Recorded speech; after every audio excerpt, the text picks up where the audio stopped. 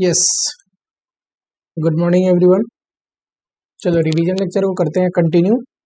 और एक छोटा सा सिंपल सा चैप्टर है लिवरेज। ठीक है, काफ़ी अटेम्प्ट में इस यहाँ से भी क्वेश्चन आता है और चैप्टर का वेटेज भी अच्छा है, 5 to 10 मार्क्स। और चैप्टर काफ़ी ही छोटा है, आधे घंटे के अंदर चैप्टर खत्म हो जाएगा। ठीक है, चलो फाइनेंशियल डिसीजन के अंदर मैंने इस चैप्टर को रखा है यूनिट 1 करके लिवरेज। ठीक, पहला जो है मीनिंग है लिवरेज का। लिवरेज का मतलब होता है effect of fix cost on profitability. On profitability मतलब सर अगर बिजनेस में फिक्स कॉस्ट है, हर एक बिजनेस में फिक्स कॉस्ट होता है, ठीक, तो उससे प्रॉफिटेबिलिटी पे क्या फर्क पड़ता है, इसको बोलते हैं लिवरेज। अगर देखो आपका सेल बढ़ता है या फिर घटता है तो वेरिएबल कॉस्ट तो अकॉर्डिंगली बढ़ेगा घटेगा, है कि नहीं। और फिक्स कॉस्ट ऐसा कॉस्ट है जो कांस्टेंट रहता है और उसकी वजह से प्रॉफिटेबिलिटी पे क्या असर पड़ता है ये देखने वाले हैं। जरा एक इनकम स्टेटमेंट देखो यहाँ पे। मान लो प्रेजेंट में सेल 10 लाख करते हैं, करेक्ट। एक सिनारियो लेते हैं, सेल इंक्रीज हुआ करके सेल 20 लाख हो गया, तो देखो वेरिएबल कॉस्ट 4 लाख लगता था, ये भी डबल हो जाएगा। वेरिएबल कॉस्ट का मतलब ये जो वेरी होता है सेल के साथ, ये आया कंट्रीब्यूशन। लेकिन ये जो फिक्स कॉस्ट है 1 लाख का, जो मैंने ऑपरेटिंग फिक्स कॉस्ट लिया है, ये जो बस एग्जांपल है, तो ये तो सेम रहेगा। और देखो ये क्या आ गया, पीबीआईटी, यानी कि सर ऑपरेटिंग फिक्स कॉस्ट यहाँ पे जो था, ऑपरेटिंग फिक्स कॉस्ट जो यहाँ पे है, ये फिक्स होने की वजह से सेल जितना परसेंट से बढ़ रहा है, सेल अगर 100% से इंक्रीज हुआ है, 10 से सीधा 20 हुआ है, तो देखो पीबीआईटी कितने परसेंट से इंक्रीज हुआ है,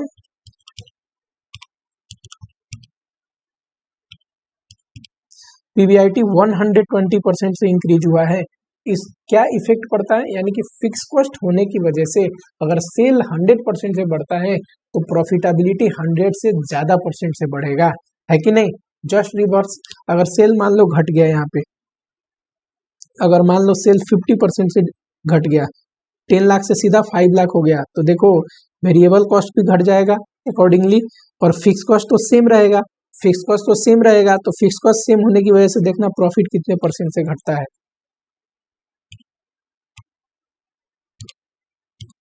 तो सर पीबीआईटी 60% से घट जाएगा, पीबीआईटी 60% से घट जाएगा, यानी कि फिक्स कॉस्ट की होने की वजह से, फिक्स कॉस्ट की होने की वजह से अगर हम सेल थोड़ा सा इंक्रीज करते हैं तो हमारी अर्निंग उससे ज्यादा गुना इंक्रीज हो जाएगा। और इसका जस्ट रिवर्स, अगर हमारी सेल थोड़ी सी से डिडक्ट होता है, थोड़ी सी से घटता है, तो अर्निंग ज्यादा परसेंट से घट जाएगा, है कि नहीं। तो यानी कि फिक्स कॉस्ट अच्छा भी है और बुरा भी है। अगर हमारी अर्निंग बढ़ रही है तो फिक्स कॉस्ट अच्छा है कि नहीं। क्यों, क्योंकि इससे अर्निंग बहुत ज्यादा एक मल्टीपल इफेक्ट आएगी ना अर्निंग पे। पर अगर हमारी अर्निंग घटती है तो फिक्स कॉस्ट कांस्टेंट रहने वाला है, अगर हमारी सेल घटती है तो फिक्स कॉस्ट कांस्टेंट रहने वाला है और हमारी अर्निंग सेल से भी ज्यादा परसेंटेज से घट जाएगा, है कि नहीं। तो फिक्स कॉस्ट से क्या होता है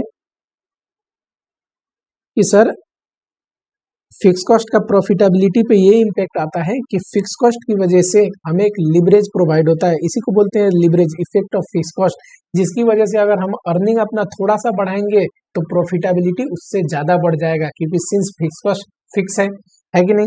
अब चलो फिक्स कॉस्ट दो होते हैं, एक तो सर ऑपरेटिंग फिक्स कॉस्ट और दूसरा financial fix cost. Operating fix cost, financial fix cost.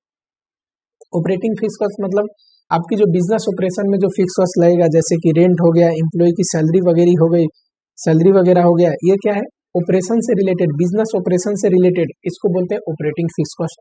Financial fix cost मतलब कैपिटल स्ट्रक्चर से रिलेटेड, आपके कैपिटल स्ट्रक्चर में मान लो प्रीफरेंस शेयर कैपिटल है तो उसका डिविडेंड फिक्स है कि नहीं। अगर डिवेंचर है, डेट, कोई भी डेट फंड है, चाहे लोन हो, डिवेंचर हो, बॉन्ड, तो उसका इंटरेस्ट फिक्स है। तो इसको, ये जो फिक्स कॉस्ट है ना, इसको बोलते हैं फाइनेंशियल फिक्स कॉस्ट, है कि नहीं। तो दो किस्म के फिक्स कॉस्ट होते हैं, एक ऑपरेटिंग जो बिजनेस ऑपरेशन से रिलेटेड है, एक फाइनेंसिंग फिक्स कॉस्ट जो कैपिटल स्ट्रक्चर से रिलेटेड है। कैपिटल स्ट्रक्चर में अगर वैसे कैपिटल है जो फाइनेंशियल फिक्स कॉस्ट क्रिएट करते हैं तभी होगा, नहीं तो अवॉइड किया जा सकता है। पर बिजनेस वाले जो है वो तो होंगे ही होंगे, है कि नहीं। जो बिजनेस के फिक्स कॉस्ट है, ऑपरेशन के फिक्स कॉस्ट है, इसको अवॉइड नहीं किया जा सकता, ये अनअवॉइडेबल होते हैं। अगर प्रॉफिट एंड लॉस स्टेटमेंट को देखोगे तो देखो सेल में से वेरिएबल घटाओगे कंट्रीब्यूशन आ जाएगा, उसमें से पहले ऑपरेटिंग फिक्स कॉस्ट घटाओगे, ऑपरेटिंग मतलब बिजनेस से रिलेटेड, बिजनेस ऑपरेशन से रिलेटेड, पीबीआईटी आ जाएगी, ऑपरेटिंग प्रॉफिट बोलते हैं इसको। इंटरेस्ट घटाओगे तो ये आ जाएगा पीबीटी, टैक्स घटाओगे पैट, प्रीफरेंस डिविडेंड घटाओगे earning available for equity share holder and number of share से डिवाइड कर दोगे तो ईपीएस आ जाएगा। अब देखो जैसे ऑपरेटिंग फिक्स कॉस्ट की वजह से इस पे चेंज आ रहा था ना, पीबीआईटी पे चेंज आ रहा था कि सर सेल में रेवेन्यू में जितना चेंज हो रहा था उससे ज्यादा गुना पीबीआईटी पे चेंज हो रहा था। क्यों? क्योंकि बीच में ऑपरेटिंग फिक्स कॉस्ट है ना। वैसे ही देखो पीबीआईटी और ये जो अर्निंग अवेलेबल है, अर्निंग अवेलेबल ले लो या ईपीएस ले लो, कोई फर्क नहीं पड़ता।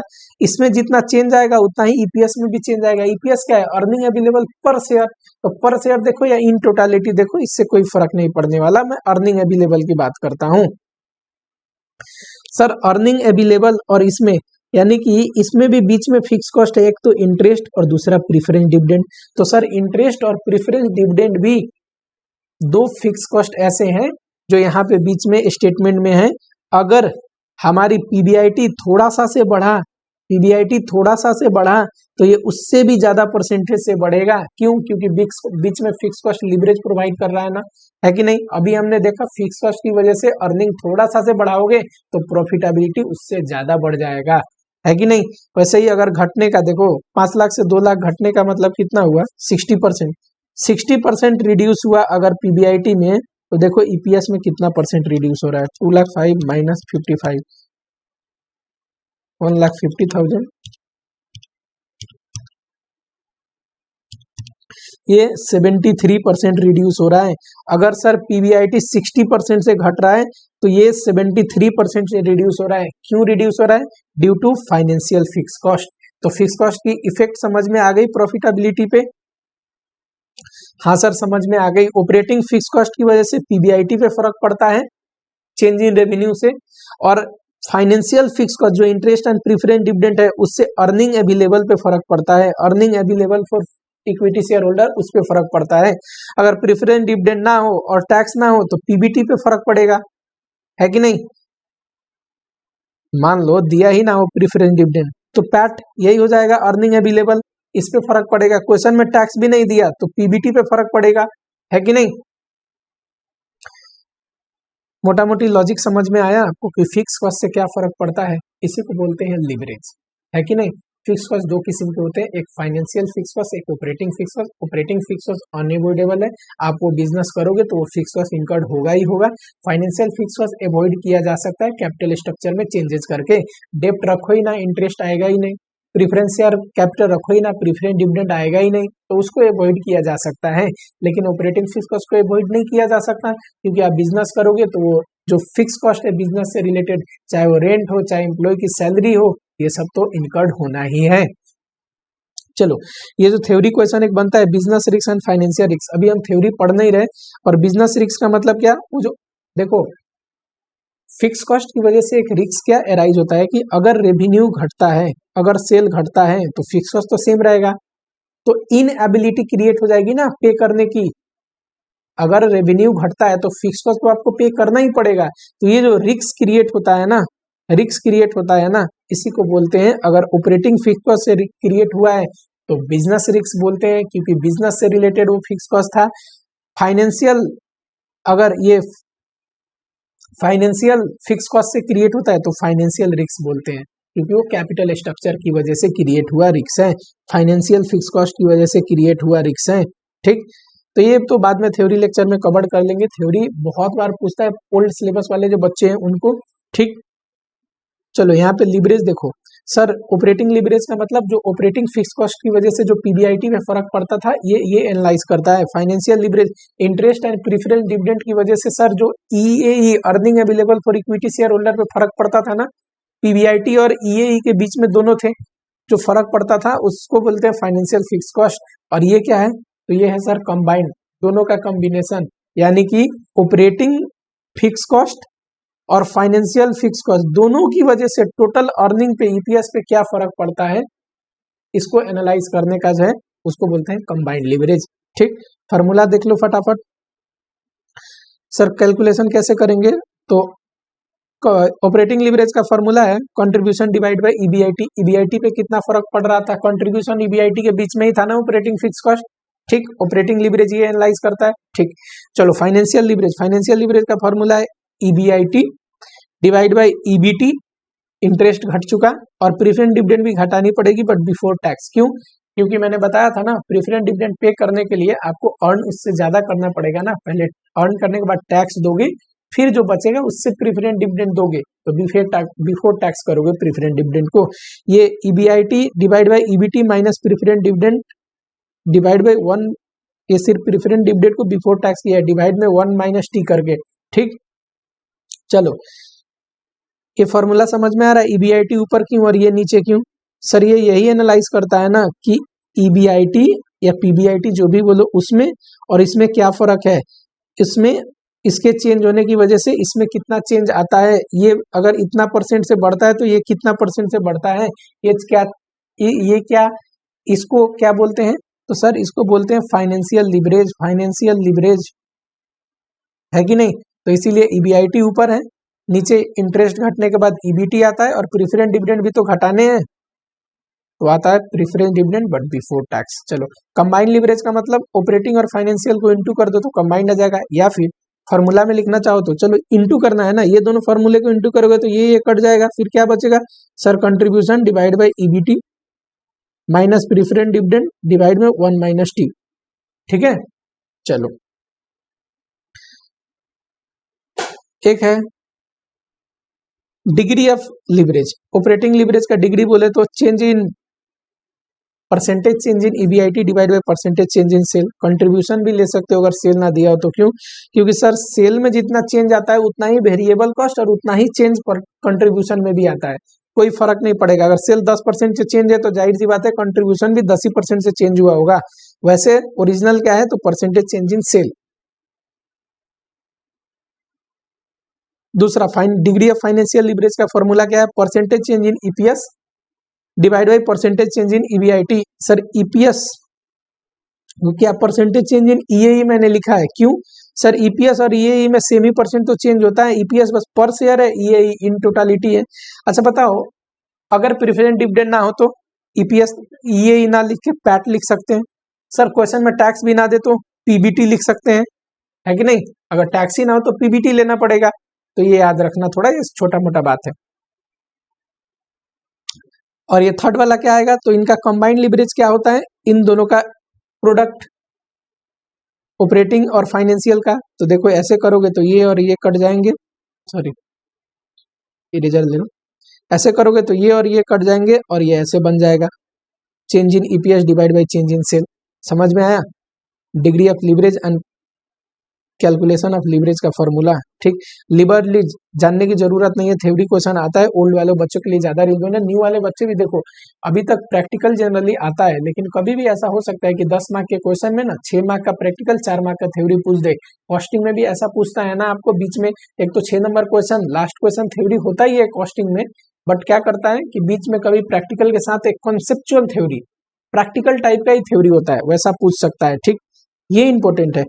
Effect of financial leverage on return on equity. देखो रिटर्न ऑन इक्विटी का फॉर्मूला है, रिटर्न ऑन इक्विटी मतलब कल ही पढ़े हैं रेशियो एनालिसिस का चैप्टर। रिटर्न ऑन इक्विटी का मतलब sir return on share holder fund. ये कैसे निकलता है? तो सर ये वैसे तो ऐसे निकलता है, पैट डिवाइड बाय नेटवर्थ या शेयर होल्डर फंड, है कि नहीं? यहाँ पे पर हम क्या पढ़ रहे हैं, यहाँ पे देखो इसको निकालने का एक और तरीका है रिटर्न ऑन इक्विटी को। रिटर्न ऑन एसेट, जिसको रिटर्न ऑन कैपिटल एम्प्लॉयड या रिटर्न ऑन इन्वेस्टमेंट भी बोलते हैं, plus debt divide by equity bracket में return on asset minus KD. KD मतलब कॉस्ट ऑफ डेट। यानी कि अगर देखो ये पॉजिटिव हुआ, आरओए माइनस केडी अगर पॉजिटिव हुआ, पॉजिटिव फिगर हुआ, तो इसमें ये जुड़ने के बाद ये बढ़ जाएगा ना। यानी कि ये अगर पॉजिटिव है तो आरओई बढ़ता है। पॉजिटिव कब होगा? जब कॉस्ट ऑफ डेट से रिटर्न ऑन एसेट ज्यादा होगा, तभी तो डिफरेंस पॉजिटिव आएगा, है कि नहीं? और ये अगर निगेटिव हुआ, ये अगर निगेटिव फिगर हुआ तो देखो ये निगेटिव हो जाएगा और ये और घट जाएगा, रिड्यूस हो जाएगा, है ना?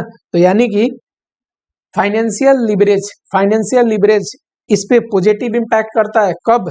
जब रिटर्न ऑन एसेट ज्यादा हो कॉस्ट ऑफ डेट से, और निगेटिव इंपैक्ट करता है जब रिटर्न ऑन एसेट कम हो कॉस्ट ऑफ डेट से। इसको लॉजिकली समझना हो तो आप ऐसे समझ सकते हो। फॉर एग्जांपल एक फॉर्म है कि नहीं, ये एक फॉर्म है, इसके पास अपना 10 करोड़ रुपया है, बाहर से 2 करोड़ रुपया लेके आया 10% इंटरेस्ट पे, ठीक है। टोटल 12 करोड़ इन्वेस्ट किया, 12 करोड़ इन्वेस्ट किया एट द रेट 15%। ये 15% क्या है, इसका ROA है। ये क्या है, KD है सर। और हमको क्या निकालना है, ROE निकालना है सर। देखो मैं क्या बोल रहा हूँ, ये अपने 10 करोड़ पे 15% तो कमा ही रहा है, प्लस जो इसका 2 करोड़ है जो बाहर से लेके आया है उसमें देखो कमा रहा है 15, लेकिन देना कितना है 10, तो 5% जो एक्स्ट्रा कमा रहा है वो भी जुड़ जाएगा ना इसके अपने रिटर्न में। 5% ये रख लेगा ना अपने पास, तो 5% कमा रहा है। किस पे कमा रहा है सर, 2 करोड़ पे कमा रहा है। पर इसका अपने कैपिटल पे देखा जाए वो कितना होता है, तो 10 करोड़। यही फॉर्मूला ये नहीं है, ROA प्लस ये क्या है, ROA माइनस KD इंटू ये क्या है, डेट, ये क्या है, इक्विटी। इक्विटी मतलब इक्विटी शेयर होल्डर फंड, अपना पैसा कितना है। तो ऐसा ही बना है कि अगर आप जितना में कॉस्ट ऑफ डेट लाते हो उससे ज्यादा कमाते हो तो इक्विटी शेयर होल्डर का वेल्थ में इंक्रीज हो जाएगा। क्यों, क्योंकि कॉस्ट ऑफ डेट पे करने के बाद बचा हुआ पैसा इक्विटी का ही तो है। चलो इसी का एक्सप्लेनेशन है। प्रैक्टिकल पॉइंट ऑफ व्यू से ये चैप्टर इतना ही है, छोटा सा है बस। जरा क्वेश्चन देखें।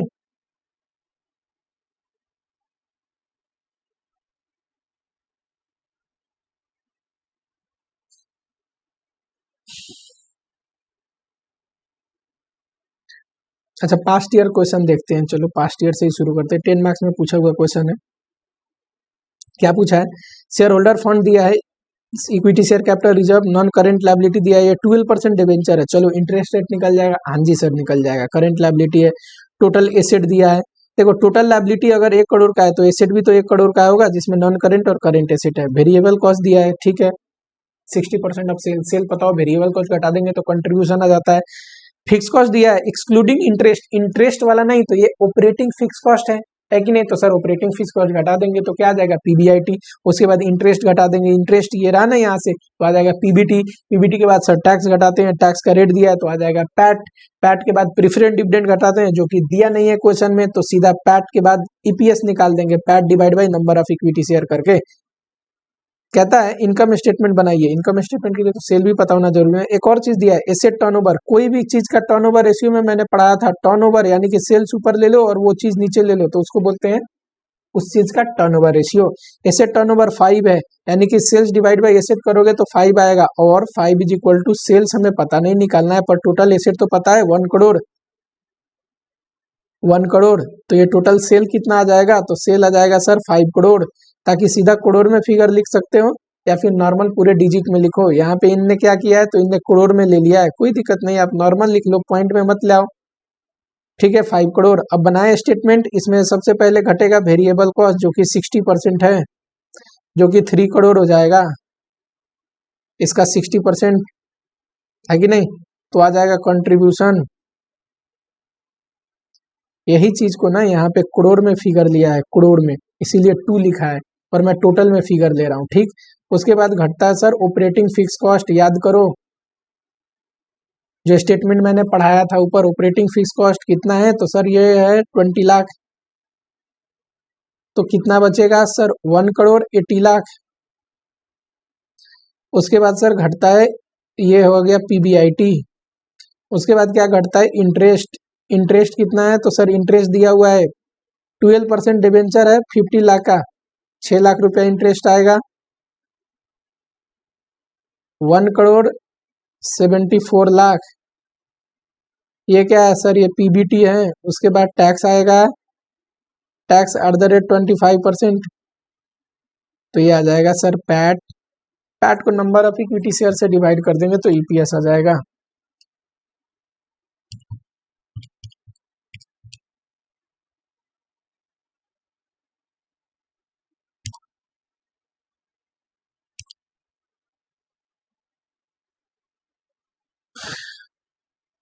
ठीक, हमारा भी उतना ही आया है, 1 करोड़ 30 लाख 50 हजार।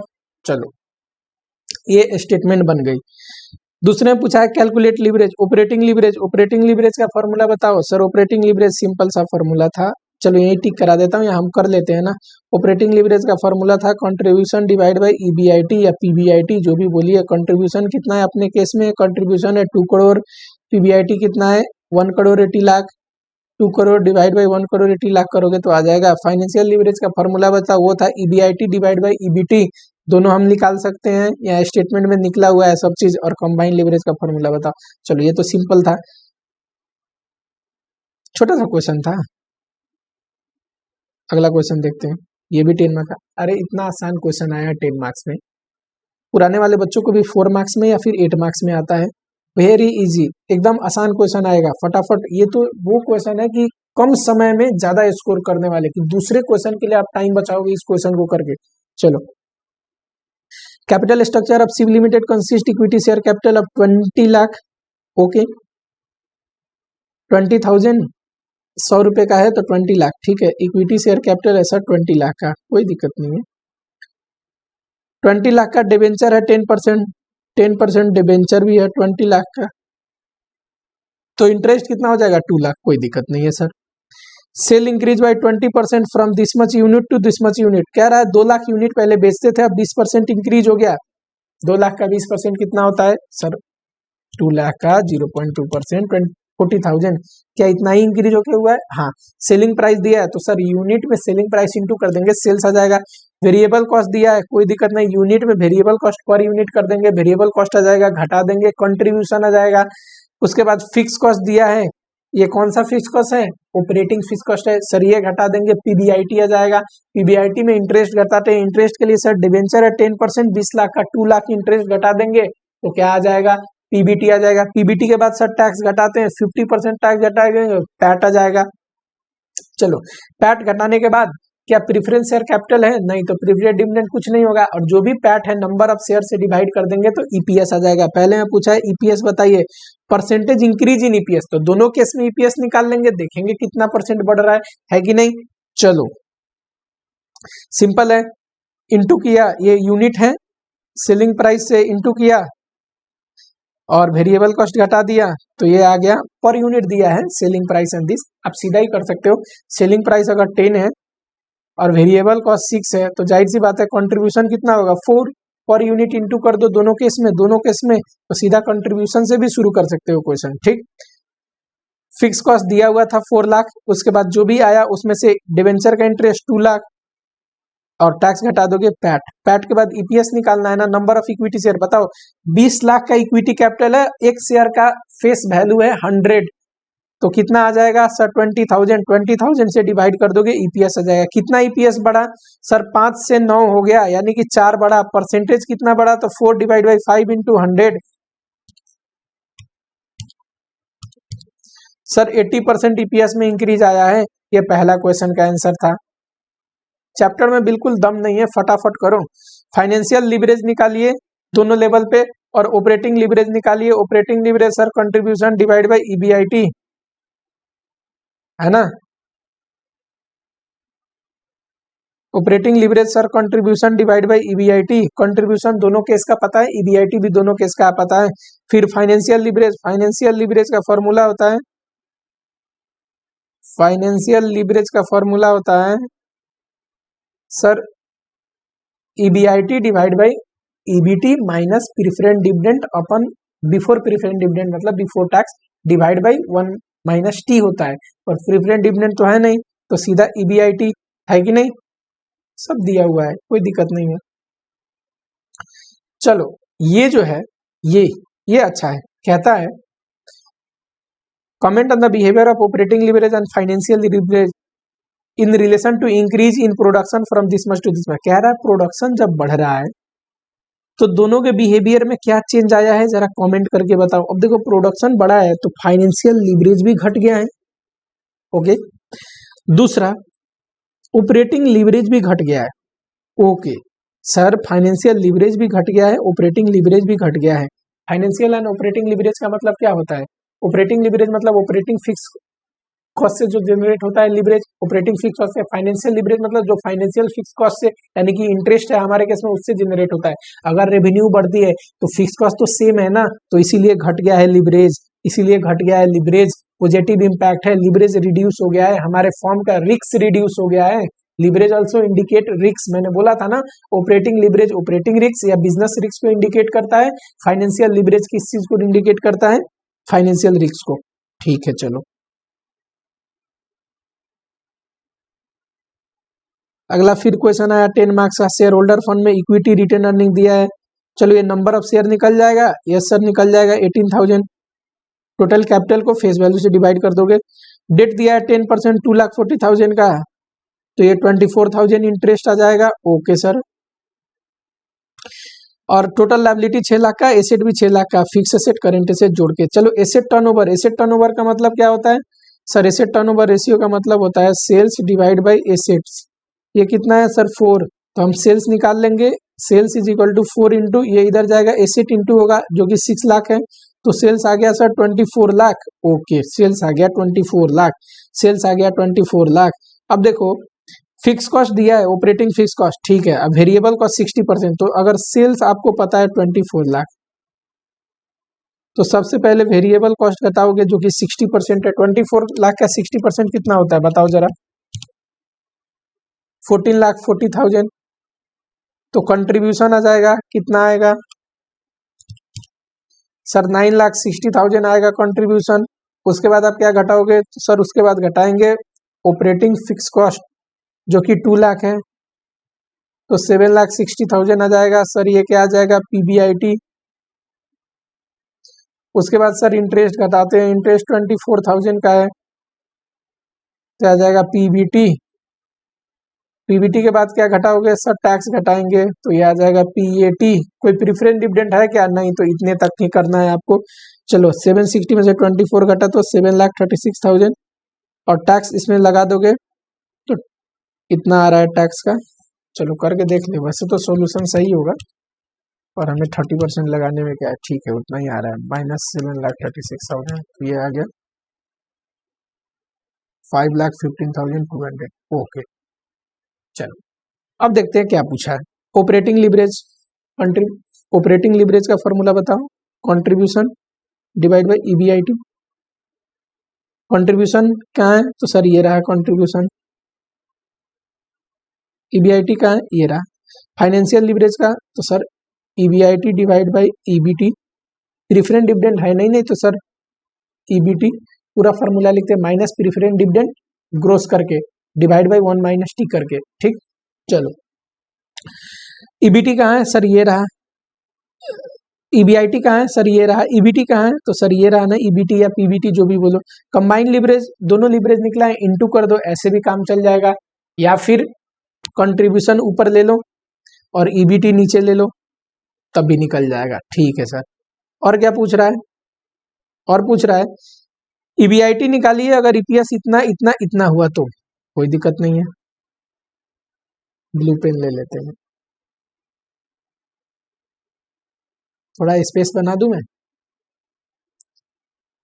कह रहा है अगर ईपीएस 1 हुआ तो ईबीआईटी कितना, पता है ईबीआईटी, ईबीआईटी में से, ईबीआईटी में से इंटरेस्ट घटता है और उसके बाद टैक्स घटता है। ईबीआईटी में से इंटरेस्ट घटाओगे ईबीटी आएगा, टैक्स घटाओगे पैट आ जाएगा, और नंबर ऑफ इक्विटी शेयर से डिवाइड कर देते हैं तो ये आता है ईपीएस। ठीक, पहला केस में, केस 1 में क्या लेना है ईपीएस, केस 1 में सर 1 लेना है, तो 1 is equal to EBIT minus interest कितना है 24,000, आफ्टर टैक्स कर दो, 1 माइनस टी कितना है 0.7, divide by number of equity से 18,000 था ना, हाँ 18,000। चलो बताओ ईबीआईटी कितना। वैसे ही सेकेंड केस में ईपीएस कितना लेके चलना 2, थर्ड केस में ईपीएस 0 लेके चलना, ऑटोमेटिक आ जाएगा। ठीक है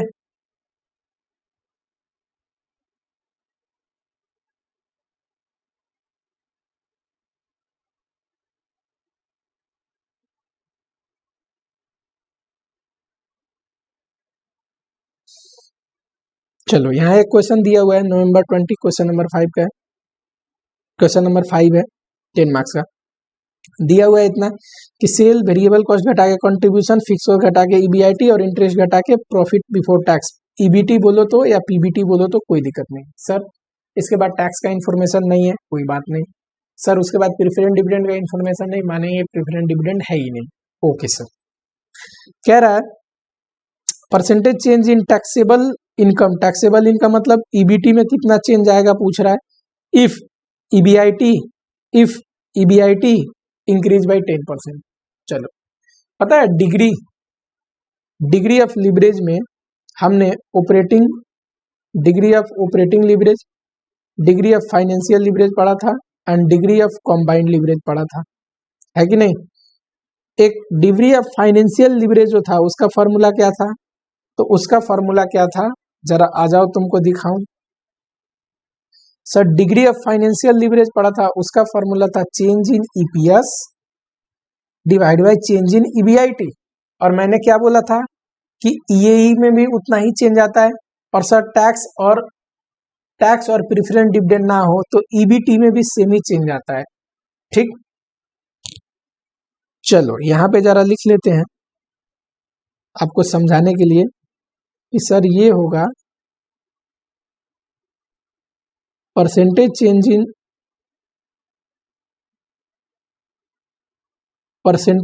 इन EBIT divide by percentage change in sales या फिर कंट्रीब्यूशन, जो भी हो, है कि नहीं।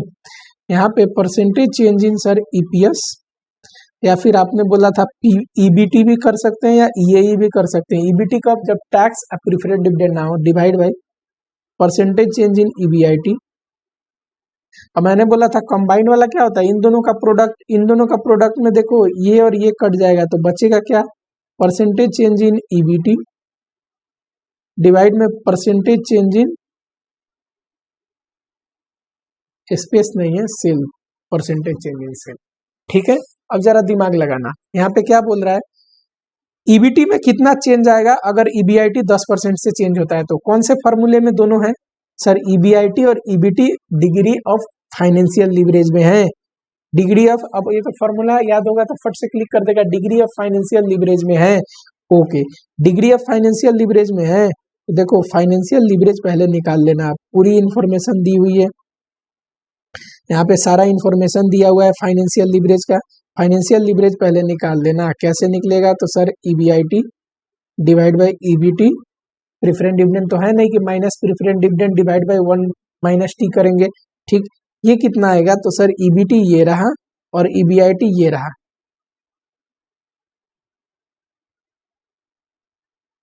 ये आएगा 1.33।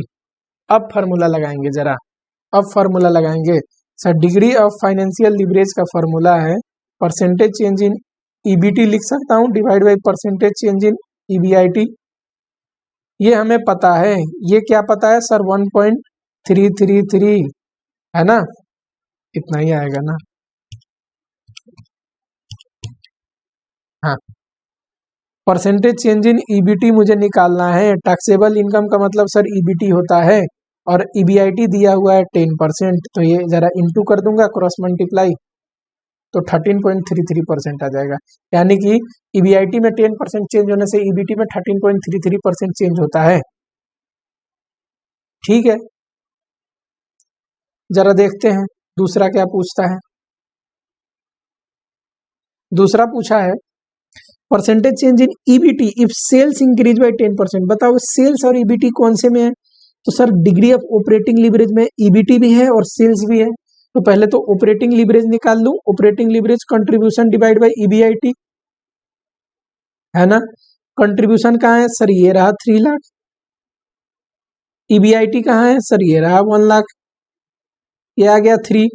अब डिग्री ऑफ ऑपरेटिंग लिवरेज का फॉर्मूला लगा दूंगा sir, percentage change in EBIT divide by percentage change in sales. ये हमें पता है 3 इज इक्वल टू, हमें निकालना है चेंज इन ईबीआईटी, तो मैं लिख लूंगा परसेंटेज चेंज इन ईबीआईटी। आप पूरा ही लिख लेना, मैंने चेंज का ये जो डेल्टा है ना, ये चेंज रिप्रेजेंट करता है इसलिए लिख लिया। Divide by percentage change in sale तो दिया है ना 10, तो यानी कि कितना होगा ये cross multiply percentage change in EBIT कितना आएगा आंसर, तो सर ये आएगा 30%। ठीक है, ये वेरिफिकेशन करने की जरूरत नहीं, सिर्फ आप नॉर्मल आंसर दे दोगे काफी है। ठीक है, 30%। वैसे वेरिफिकेशन कर भी लोगे 2 सेकंड का तो केस है, जरा बताना। पहले में हमने क्या निकाला था कि सर अगर 10% से ईबीआईटी चेंज होता है ना, तो ईबीटी कितने परसेंट से चेंज होगा, पहले का आंसर क्या था 13.33%। करेक्ट। जरा ईबीआईटी को 10% से चेंज करना, ईबीआईटी में 10% ऐड करोगे 1 से 10 होगा। ओके सर, उसके बाद इंटरेस्ट तो सेम ही रहेगा, इंटरेस्ट घटाओगे तो ये आएगा नया नया ईबीटी। पुराना ईबीटी क्या था 75,000, नया ईबीटी क्या है 85,000। कितना परसेंट चेंज हुआ, तो सर 10,000 चेंज हुआ, पहले था 75,000 इंटू 100 करे क्या, तो 10,000 डिवाइड बाई 75,000 इंटू 100, सर उतना ही आएगा 13.33%। जाहिर सी बात है, वो बना ही इसी कंसेप्ट पे है तो उतना ही आना ही चाहिए। तो वेरिफिकेशन कर भी सकते हो, नहीं भी कर सकते हो, मत करना, कोई बात नहीं, आप पूरी फॉर्मूला लेके लिख लेना आराम से। अच्छा, यहाँ पे बोला है कि also verify the result in each case, तो वेरिफिकेशन करनी पड़ेगी। ठीक है, also verify the result in each case, तो वेरिफिकेशन आपको करनी पड़ेगी। वैसे ही सेकेंड का आंसर आया था ना 30%, कि इफ सेल इंक्रीज 10% तो ईबीटी कितना परसेंट इंक्रीज होगा 30%। देख ले क्या जरा, सेल 10% इंक्रीज कराओ तो 5,50,000 हो जाएगा। वेरिएबल कॉस्ट उसका 40% काटना जरा,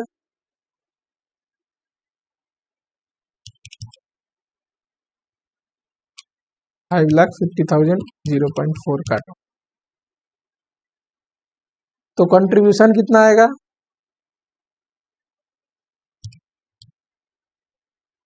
कितना आएगा। ऑपरेटिंग फिक्स कॉस्ट जरा घटाना, ऑपरेटिंग फिक्स कॉस्ट घटा दोगे कितना है सर 2 लाख है।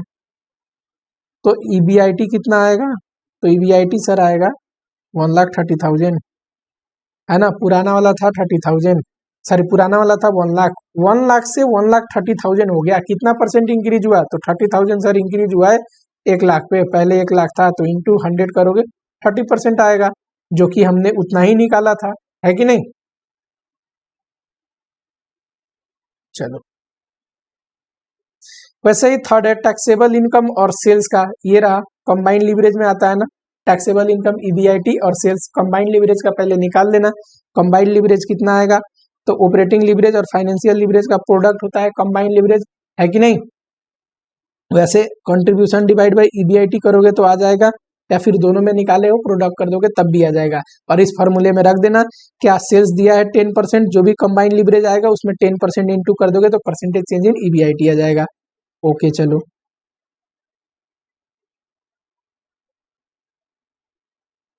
आओ जरा क्वेश्चन देखो, अगला क्वेश्चन। ईबीआईटी दिया है, अर्निंग बिफोर टैक्स दिया है, ऑपरेटिंग फीस कॉस्ट दिया है। पूछा क्या है, परसेंटेज चेंज इन ईपीएस बताइए if sale increase by 5%। Okay sir, percentage change in EPS बताइए इफ सेल इंक्रीज बाई 5%। एक बात बताओ, मिटो दिया क्या मैंने,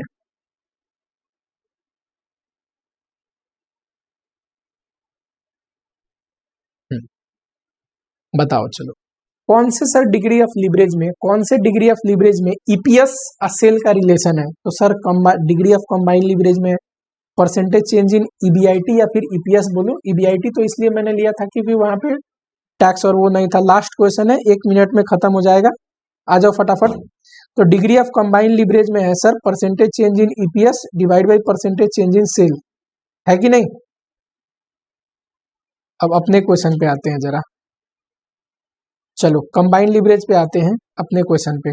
तो पहले कंबाइंड लीवरेज निकाल लिया ये, और कंबाइंड लीवरेज डिग्री का फॉर्मूला लगा दिया, percentage change in EPS divide by percentage change in sale, और सेल 5% है तो ईपीएस में कितना 12.375% चेंज आएगा, है कि नहीं। डिग्री ऑफ कंबाइंड लीवरेज कैसे निकालते हैं, कंबाइंड लीवरेज कैसे निकालते हैं, तो ऑपरेटिंग और फाइनेंशियल को इंटू कर दोगे तब भी निकल जाएगा, या फिर कॉन्ट्रीब्यूशन डिवाइड बाई ईबीटी कर दोगे तब भी निकल जाएगा। अब इस क्वेश्चन में आना जरा, सर ईबीटी तो दिया हुआ है, ये रहा, कंट्रीब्यूशन कैसे पता चलेगा। अच्छा आप बात बताओ, कंट्रीब्यूशन में से फिक्स कॉस्ट घटता है तो ईबीआईटी आता है ना, चलो EBIT दिया है ये मान लो 15750, फिक्स कॉस्ट भी दिया है 1575 तो कंट्रीब्यूशन नहीं पता चल जाएगा, ये दोनों को जोड़ दो तो दोनों को ऐड कर दोगे, कंट्रीब्यूशन कैसे निकलेगा, तो sir this plus this is equal to contribution 1575 plus 15750 1575 plus 15750, ठीक है, तो ये आ जाएगा 17325, ये रहा कंट्रीब्यूशन। ठीक, सिंपल सिंपल क्वेश्चन है, बस छोटे से फॉर्मूला आपको ध्यान रखना है, आराम से क्वेश्चन बन जाएगा, इजी चैप्टर है। ठीक है, चलो।